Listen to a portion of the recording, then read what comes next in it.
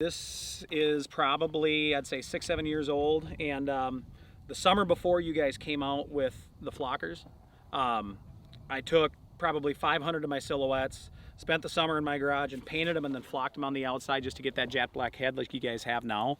And I was talking to Cody before the season started, and I kind of told him what he did, and he said, buddy, those are going to be out in like December. So anyway, it was some good time in my garage, but it's a we just like how black they are because these heads really stick out when, you know, especially the new ones. They're obviously a lot better quality, but we just like the way that jet black sticks out in the field. They're so much more visible that way. Imagine those have seen a lot of dead birds. Those decoys have taken some lives.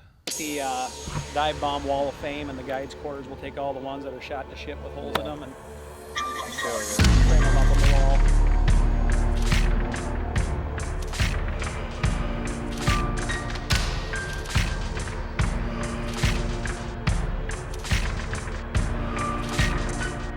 Right here. Right here. The birds haven't been rolling out real early. Usually it's been around like 7:30, so hopefully they surprise us. So we moved over to a alfalfa green field today. We actually got a call from one of our farmers last night that there's a bunch of birds in this field. Tyler had seen it a couple days ago. There was about 100. Farmer called him last night. There was 250. So the birds are all coming from the south mainly. There's a roost to the south and then a roost over here to the west. And we set up on the south edge because we've got a pretty strong south wind.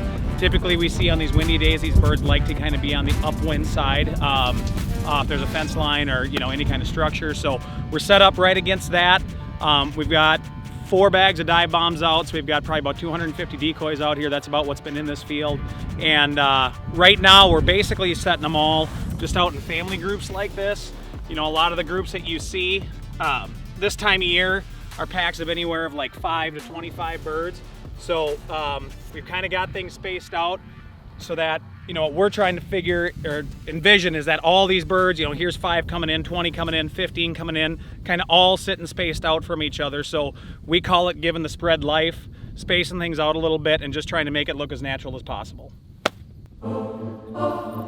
Yeah.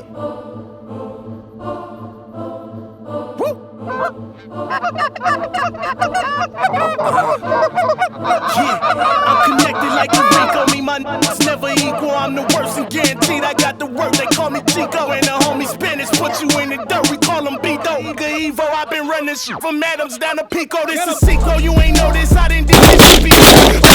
This is court. Told that here record. I may turn the freaks as soon as niggas hit the door. Blast off. I make them niggas hit the floor. Man, that shit like Chewbacca. Too proper, too chopper. Room rocker, boom shocker. New product, suicider. You not it. I ain't never got a run, but you got it. 2 pocket, 2 shotters. Get your that new flock.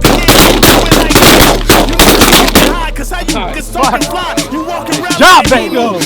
Like I'm GQ. Shirt open and see through. I hit him with the guy from walking around. You have a thong on? Me? No, I don't wear any underwear. Oh. Look. What's that? That's my shirt tucked in. Ask Graham. Give Graham an interview on that rally thong. Ask him if it's worth Back in slow-mo, get a little replay of that. It's actually his black shirt. The rally thong works. It's a Western Minnesota tradition. Anytime you get burned on a silage field the day before, owner's got to wear a thong.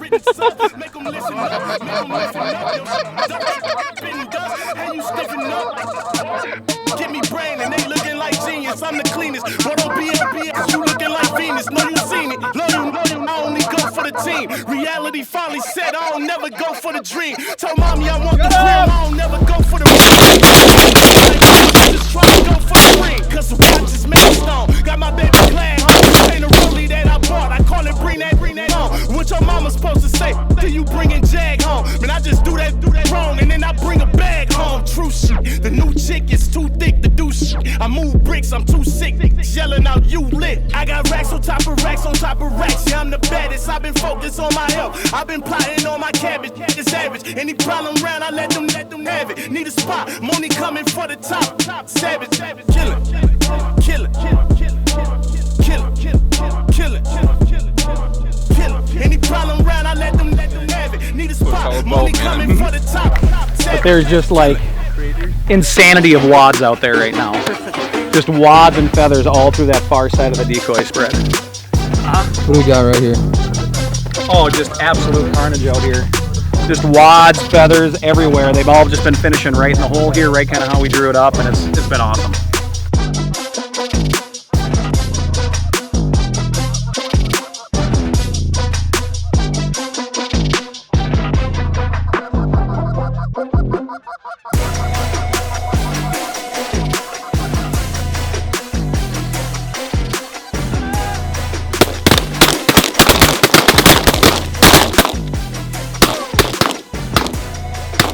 We're out in western Minnesota here today. This is our early season. It's about mid-September.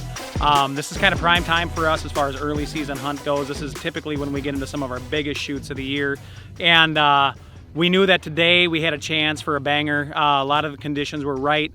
The birds were roosting off to the south of us here just a little bit, flying north to get into this green field that we've got. We actually got a little lucky today with the weather forecast. We were supposed to have like a 20 to 25 mile an hour south wind, which can be a little strong sometimes. They backed off of that, so we had about a 10 to 15 mile an hour wind, which is about a perfect wind for waterfowling. So what we did was, as far as the spread today, when it's windy like this, we don't like to stretch things out way long, because a lot of times what happens is those birds come crawling in and they've got that wind, so they're going to work their way in slowly. Gives them a lot of stuff to look at. It gives you a lot of opportunity for those birds to shortstop you. So what we like to do in a situation like today is spread them out wide on each side of the blind as opposed to downwind. That way when those birds get right on top of us, they're not crawling over 100 yards of decoys to get into the kill hole. And that's what we had today. Those birds, they'd come down, we'd get them on the corners here. The guides, we were just we had 4 guides out here to call them today, just ripping on the calls. We had a couple of flappers out that we have just for flags, just for a little motion, because we didn't want to be flagging at the blinds. Those birds would hear those calls, they'd come right around. There's a little water spot out here where there's a couple different times those birds wanted to sit down in that. We got really aggressive with the calling, and once those birds picked back up, it was curtains. It was game over. They slid right down the field.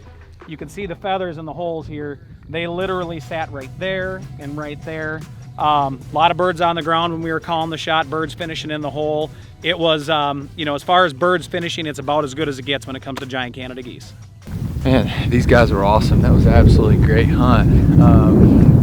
These guys are dialed, man, from the hide to the way they set up their decoys, the way they adjust their decoys. We didn't need to adjust any today, but yesterday I think we shot a dozen birds. Man, these guys, they work their ass off. They know how to run the call, know when to get off of them when they need to, and know when to get on them to keep them rolling. So, man, what a great trip. Minnesota, first time I've ever hunted here. Big honkers, especially early, it just don't get any better than this.